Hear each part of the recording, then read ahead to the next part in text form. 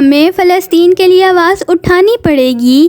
اگر ہم فزیکلی کچھ نہیں کر سکتے تو ہم سوشل میڈیا پر تو طوفان کھڑا کر سکتے ہیں نا۔ ہم اپنی آواز کے ذریعے حق کو بلند کر سکتے ہیں۔ اس وقت ہر مسلمان کا سوشل میڈیا پر ایکٹیو رہنا بہت ضروری ہے۔ ہیش ٹیگز لگانا بہت ضروری ہے۔ السلام علیکم، hi everyone, welcome to اندر ڈے، ویلکم ٹو اندر ویڈیو۔ کیسے ہیں آپ سب جی؟ تو چلتے ہیں ہم اپنی ویڈیو کی طرف۔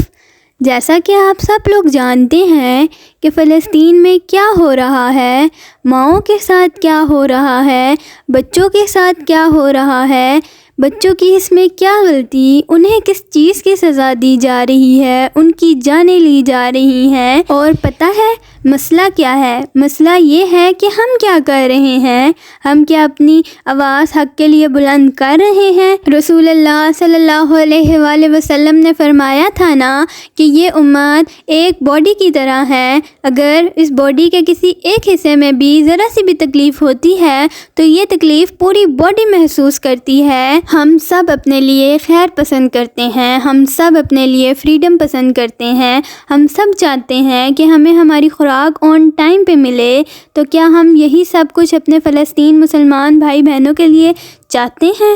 ذرا سوچیں کہ یہ ہمارا ٹیسٹ تو نہیں ہو رہا اللہ تعالیٰ کی طرف سے، اور ہمیں پتہ بھی نہ ہو کل کو اللہ تعالیٰ ہم سے پوچھیں گے کہ ہم نے ان فلسطین مسلمان بھائی بہنوں کے لیے کیا کیا؟ کیا ہم کہہ سکیں گے کہ ہم نے کوشش کی تھی؟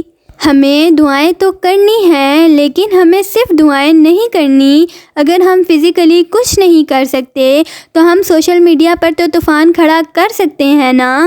ہم اپنی آواز کے ذریعے حق کو بلند کر سکتے ہیں۔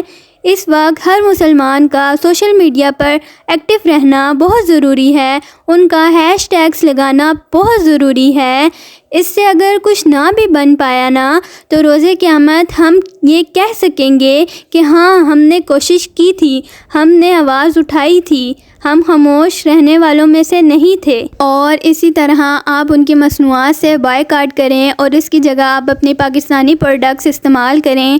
اس سے ان کو اور کچھ نہ صحیح مالی نقصان تو پہنچے گا نا۔ اور آپ کو پتہ ہے ایک دفعہ حضور صلی اللہ علیہ وآلہ وسلم مکہ سے مسجد اقصیٰ تشریف لائے، اور ایک دفعہ مسجد اقصیٰ حضور صلی اللہ علیہ وآلہ وسلم کی زیارت کے لیے مکے گئی۔ تو بات یہ ہے کہ ہمارے پیارے نبی صلی اللہ علیہ وآلہ وسلم تو کسی چیز کی طرف دیکھ بھی لیں تو وہاں رحمتوں کے پھول کھلتے ہیں، اور مسجد اقصیٰ کی طرف تو منہ کر کے حضور صلی اللہ علیہ وآلہ وسلم نے 17 مہینے نماز پڑھی ہے، اور مسلمانوں کو پتہ ہی نہیں ہے۔